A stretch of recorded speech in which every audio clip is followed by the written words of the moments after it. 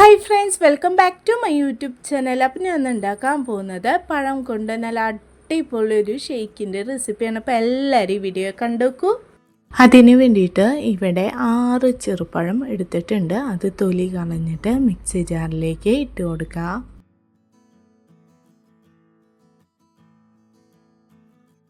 ഇനി ഇതിലേക്ക് ഒരു പാക്കറ്റ് കട്ടപ്പാലും കൂടി ഒഴിച്ചു കൊടുക്കുക.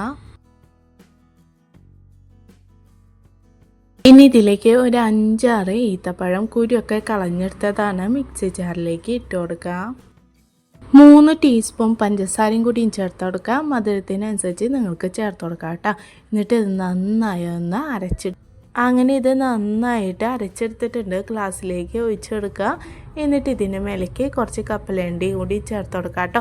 നല്ല കിടിലൻ രുചിയാണ്. അപ്പോൾ എല്ലാവരും ഇതൊന്ന് തയ്യാറാക്കി നോക്കുക. ഇഷ്ടമായെങ്കിൽ ലൈക്ക്, ഷെയർ, സബ്സ്ക്രൈബ്. അടുത്തൊരു വീഡിയോയുമായി കാണുന്നത് വരെ ബൈ.